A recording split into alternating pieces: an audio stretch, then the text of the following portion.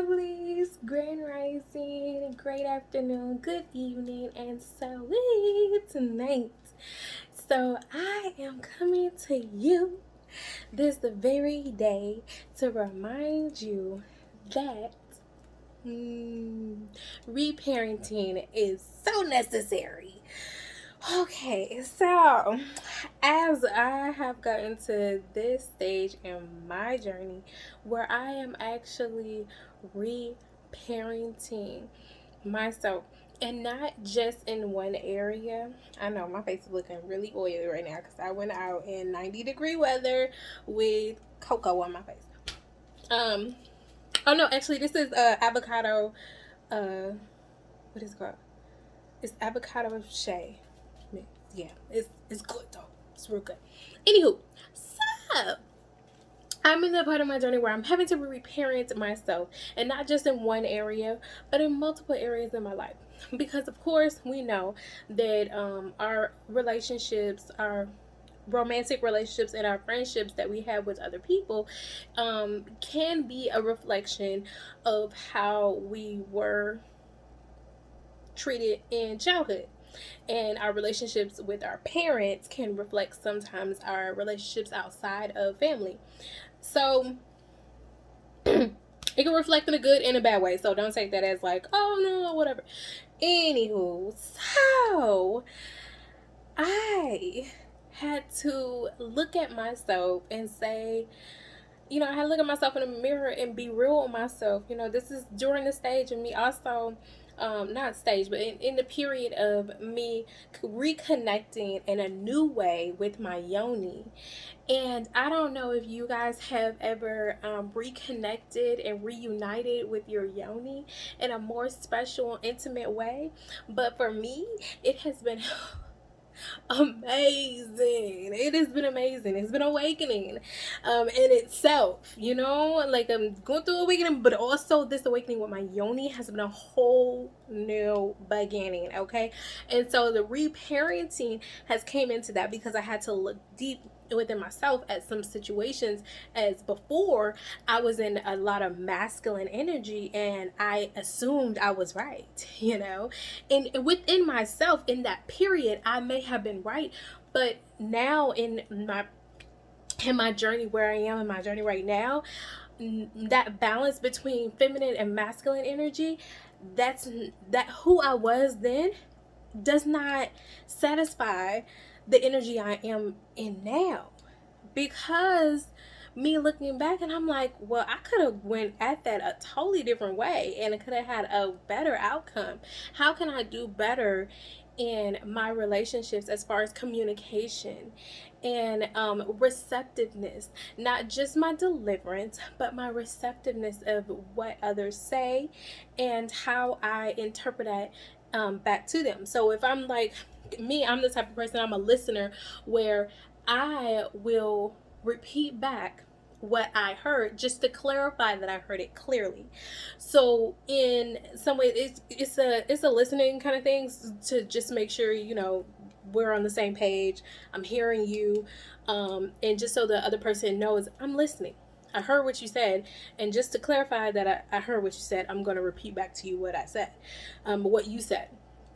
Okay, so in my head, how I hear some things is not the same way that some people deliver it. So when I receive it in a disruptive way and I deliver it back in a calming way, for some people that and it's not my fault or their fault, but how they receive it, and how I deliver it, it could be off.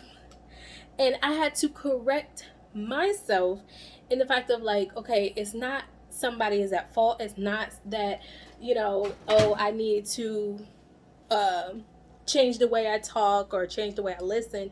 It's just me being more aware of the people that I am actually listening to and those that I am allowing to be in my circle and communicate with me in that way. See, we wouldn't even have to get to that point if I wouldn't have entertained the conversation.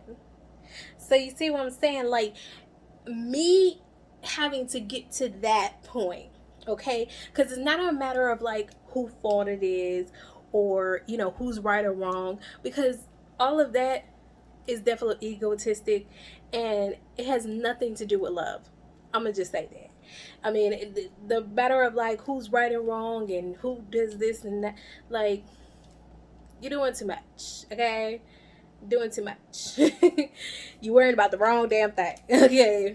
But I'm just saying, like, in the matters of, the a conversation where there's miscommunication, and then the miscommunication, it's like a ripple effect, because once there's miscommunication, then me interpreting it back and saying it back to them, then it's more miscommunication, because they're like, no, I didn't mean it like that, I kind of meant like this, and then that is, yeah.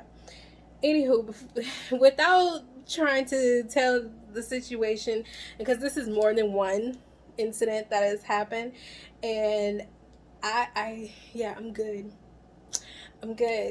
We do not need to communicate. If I continuously talk to one person and they, in every conversation, are confused, we're not on the same page. I don't need to communicate with you.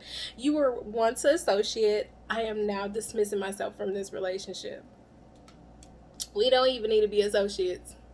I wish you well on your journey, and I hope that, you find what you find. So, in that part of me reparenting is also working on my throat chakra.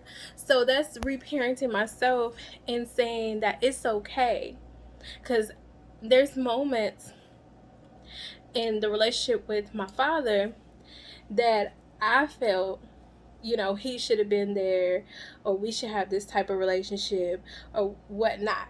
And coming from that type of energy, we tend to cling on to people, and with them being clingy also comes with other stuff. And so I saw that in that acquaintance. That's the only word really that can classify what that person was, because hardly talk to them, every now and then. But yeah, so that acquaintance I saw in this part of my journey. I don't need to be in no kind of connection with anyone that is not in my energy that I am in. You cannot say that you allow somebody to be in your circle and they're not truly in your mental circle, in your emotional circle, in your, alignment in the journey that you're going. If they serve you no higher good, then why are they still in your life? Let's just ask that question. Okay, so I asked myself that question. Go down the timeline. Who can I block? Who deserves to stay on my timeline? Who is serving my higher good? Who is encouraging me? What am I seeing on my timeline that's giving me confusion?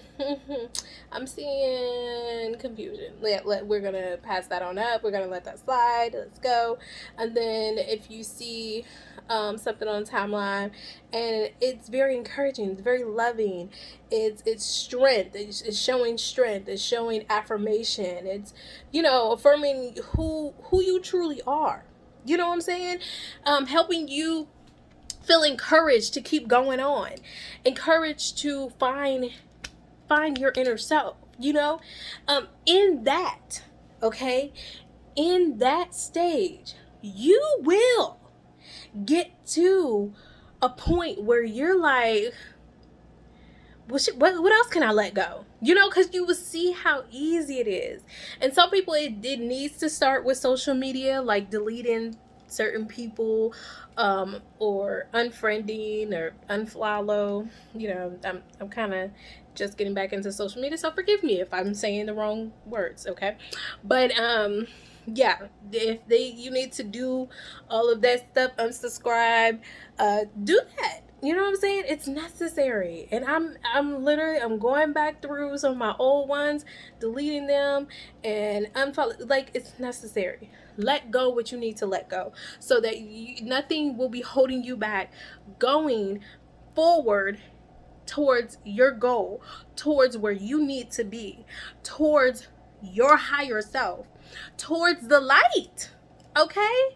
You are the light. We are the light, lovelies. Let's keep going towards the light. Let's keep glowing and flowing and loving.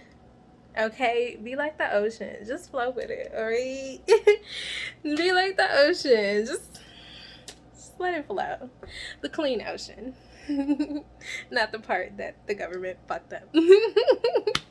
Yeah. All right, lovelies. Love you. Hope you have a beautiful day, a great grand rising, great afternoon, beautiful good evening, and as sweet tonight. All right. Love you. Love you, lovelies. Bye-bye.